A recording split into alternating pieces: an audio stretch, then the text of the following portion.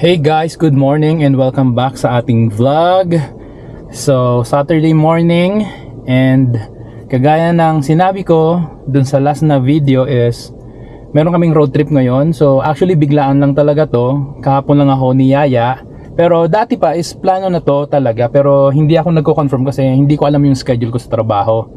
So ngayon, nakakuha tayo ng off tayo ngayong weekend. So road trip tayo. So ang pupuntahan namin ngayon is Drumheller. So pupunta tayo doon sa sa may dinosaur.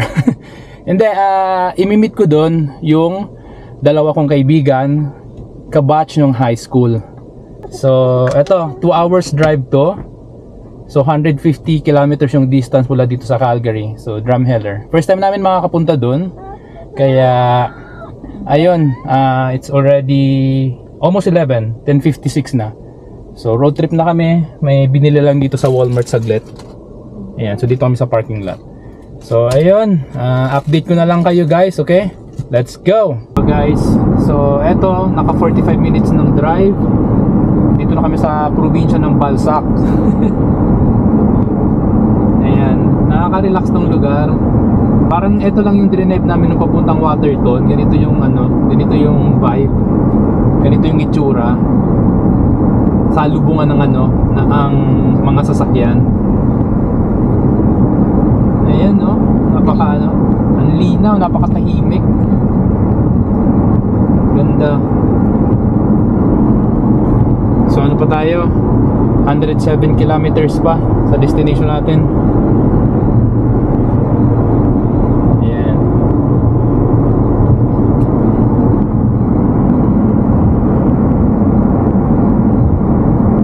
Alright, so long drive na talaga to guys. Kasi eto, 62 kilometers na dire-diretso lang tayo. So kanina, 25 kilometers dire-diretso din. Diba? Ang laki ng Canada. Grabe ng distansya. Okay, drive pa rin tayo. Ayan guys, ito na yung kalsada. Malapit na tayo.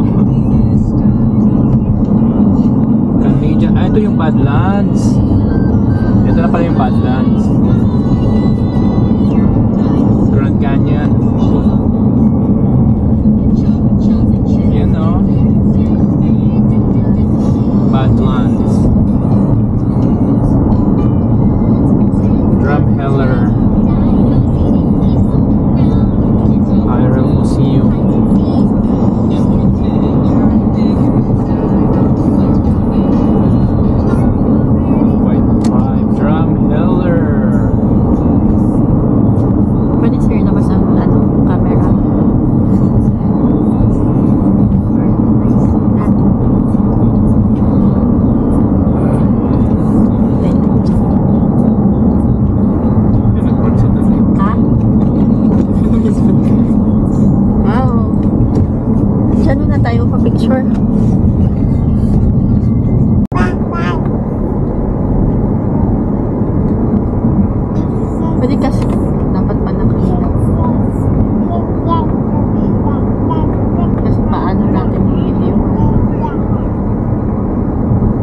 Walang overtake dito?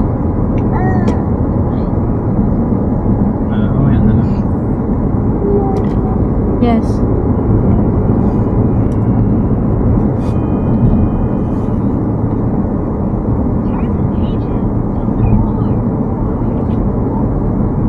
In 1 kilometer, turn right. Guys, andito na tayo ngayon sa Royal Tyrrell Museum or Tyrrell. Hindi ko alam kung paano i-pronounce. Ayan. Nandun si Rick.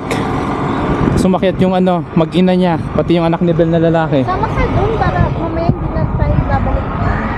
Saan mo dati? Hindi pupunta pa rin, papasok pa rin naman eh. Sa akin.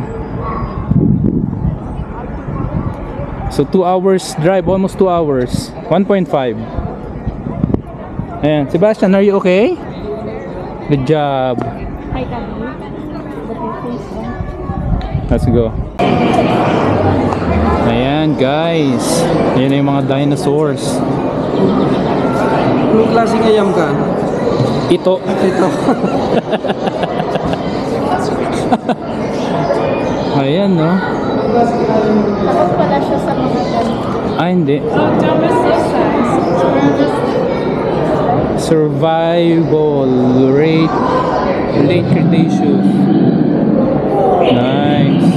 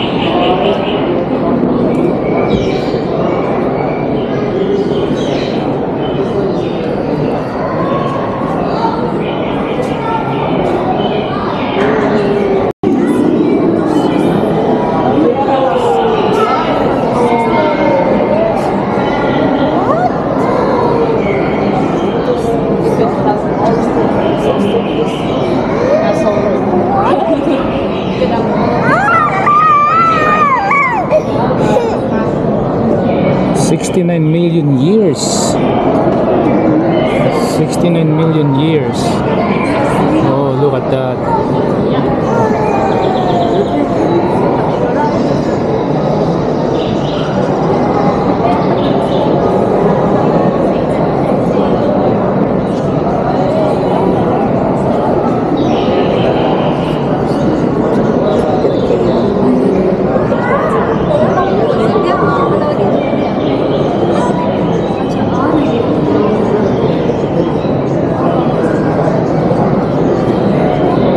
Grabe, 71 million years.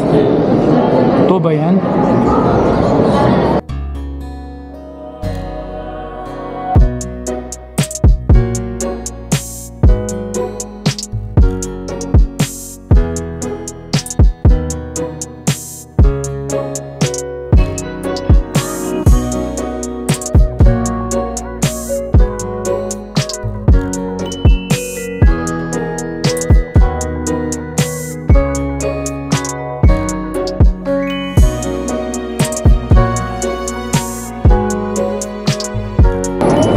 Whatever, Francis, 6 millions. Ayan, parang time-lapse siya. Oh. Kasi di naman lumabas yung dinosaur. Ayan.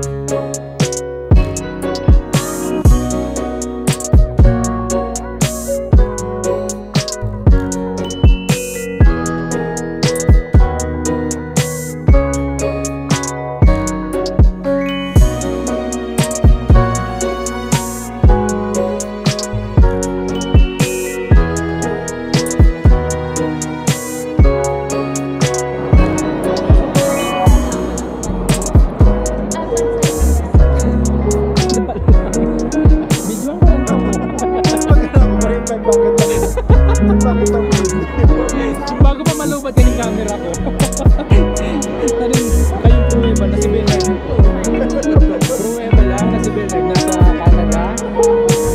Para mamaya magka ka nasa video. Ganyan, nagsabi Sabi na auntie ko, nagpunta ka ba? Nagpunta ka ba? Sabi na nasa Pulanggi ka.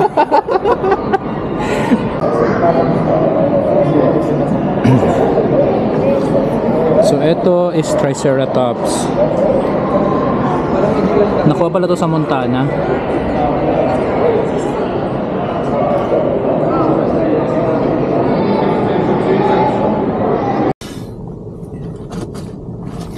Alright guys, so update lang.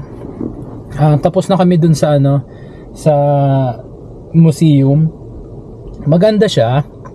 Lalo na pag may mga kasama kayong bata na elementary or pwede rin high school, no? Magandang balikan yung mga ganun. Kaso, kailangan mas mahaba yung time. Lalo na kung gusto nyong basahin yung mga kung saan sila nakuha, kung ano yung mga definition ng mga andon, yung bawat nakalagay dun sa museum, which is sobrang ganda. Kami kasi, wala, matatanda na kami. Kaya, tinignan lang namin, which is nakakatuwa din naman. Pero maganda yun lalo na sa anak namin na si Alexa.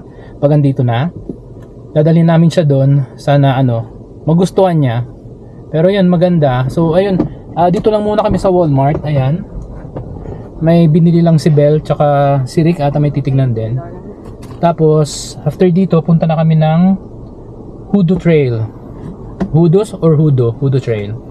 Yun, so mga 20 minutes drive pa yun ata mula rito sa Walmart. Ang kulit ng Walmart nila, parang lumang, ewan ko pa, siguro pinakaunang disenyo pa to dito sa bundok. First time namin dito sa Drumheller. Nakakatuwa rin naman yung nitong itsura nitong lugar, kasi alam mo yung parang yung bundok, tapos ginawa ng lugar sa gitna ng bundok. Alam mo yung ganun, ang ganda ng itsura. Kaso yun nga lang, bitin nga lang talaga. Madami pa lang pwedeng puntahan dito, no? Dapat lang talaga mahaba yung time mo. Saka ang pangit lang din kasi walang signal lang, Rogers. Naka SOS yung phone ko. Kaya buti na lang si Rick. Di ko alam kung may signal si Rick, kaya sumusunod lang kami sa kanya. Kasi yung nakamap sa akin papuntang lang yung from Calgary hanggang museum na. Tapos yung pa nga pala yung malaking dinosaur. Magpapapicture pa doon.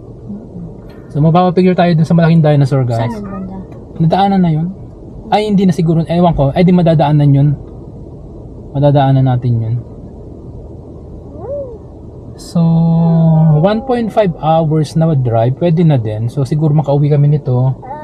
Tansya ko, makalis kami dito mga around before 5 siguro. So makauwi kami ng bahay ng mga 7, which is maliwanag pa, walang problema. So yun, nakakatuwa lang kasi nagkita-kita kami ulit ni Belle. So yun si Belle, yun yung sinasabi ko sa inyong CEO. Ayan, kalugar ko sa Bicol, and schoolmate ko nung high school. Classmate ko din yan si Belle nung elementary. Dun sa unang school namin. Yun, kita-kita mga taga Pulangi dito sa sa Edmonton or dito sa Alberta. Pinuntahan kami ni Belle. Pero sa Friday may gala pa kami. So sinusulit lang nitong pamilya ni Belle na mapuntahan yung mga lugar dito lalo na dito sa Alberta. So may 1 week pa silang stay dito. Pero sasamahan natin sila sa weekend. Friday din. And Friday punta na sila rito kasi ngayon nakatira sila kila Rick sa Edmonton. So Friday punta na sila ng Calgary. So doon naman sa lugar ko, kasi mas okay yung biyahe, mas mabilis yung biyahe mula Calgary papuntang Banff. So yun ang plano nila. Yun na nga lang, sayang nga lang guys, kasi yung anak namin na si Alexa is wala pa dito. Yung sana plano namin na makasama na siya dito, and sana nakasama namin siya dito sa trip na to or sa Banff na trip, kaso wala pa kaya pa kami ng PR card Laurent? Wala. Laurent? Yeah, wala matutulog. Bilang pala talaga natin ang salamin, no? Meron na yung naalala ko yung sa niya. Yung sa sa mat niya. Sa mat niya pwede yun. Meron yung salamin. Tapos ko lang siya. Laurent? Are you okay? Ayun. Nga pala, kaming tatlo nila Rick, meron kaming picture 2014 nung nasa Singapore ako. So ngayon 2024 nagkasama-sama kami dito sa Canada. Nakakatawa. So nagpicture ulit kami after 10 years. Nakakatuwa. Ang gulit yun. Nagkita-kita kami. Grocery na si Rika. Ano yung grocery ni Sa tubig. Washer? Ayan. Washer. bumili ng washer. Naka-sale. Puntahan doon. Natulog na ata.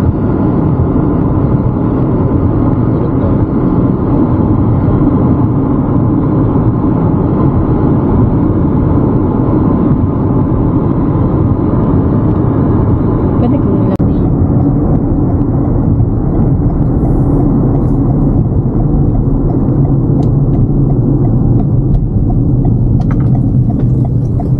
So, andito na kami sa Hoodoo In Trail. 350 meters, arrive at Hoodoo's Trails. Trail. Here we are. Hoodoo's Trail. Ayun, may mga umakyat na doon. Saan? Mga langgam. Ayan, the Hoodoo Trail. Parang sa Taiwan. Parang sa Taiwan lang din to. Sa Yellow Park. Ang difference lang sa Taiwan is besides sa dagat. Dito walang dagat. Ito lang. Ay, oh. Pagbabayad ng parking. Meron? Hoodoo Trail. Ayan. So 20 minutes rin siya na drive mula dun sa, hindi, more than almost 30 minutes din pala na drive mula dun sa museum.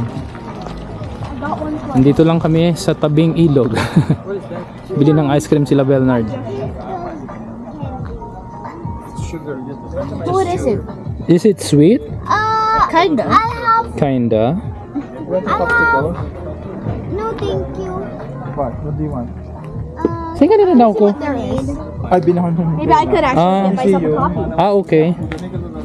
Oh, come on. Let's go. Let's go. Can you get me a coffee? Ayan. Ayun, may mga taong umakyat na doon. Ayan. Oh, parehas na parehas to. Bell sa ano, Bell? Sa Taiwan. May ganito rin na ano. The word hoodoo originates from the Xhosa language of West Africa, meaning to arouse resentment. Wow. Ayan.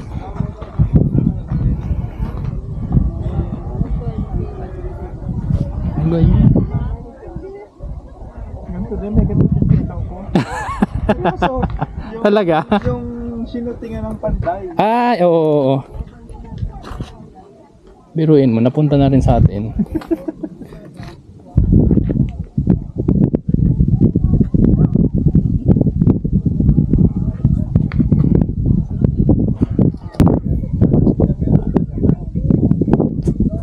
So guys, try natin bumaba rito. Ayan, medyo matarik, delikado. Buti na lang ganitong rubber shoes ang ginamit ko. Ay. Kasi delikado ma-slide ka dito ah. Basag ang bungo mo rito. Ay.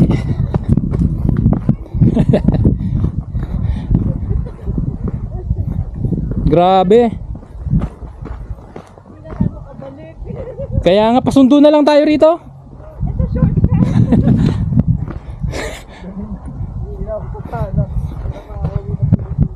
Ano ba? Mga nakaano na, nakadikit na? Gawa-gawa. Ay, hindi?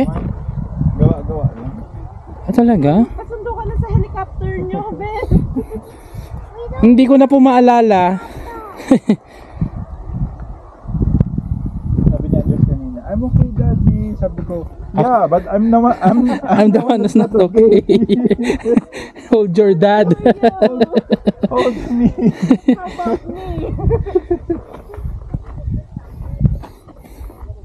Hilig din pala ni Andres yung ganyan. Talaga? Lego daw yan. Nagiginawa Lego. No? Pero grabe yung mga tao dun, no? Ang hirap bumaba kasi. Kaya nga, tignan mo.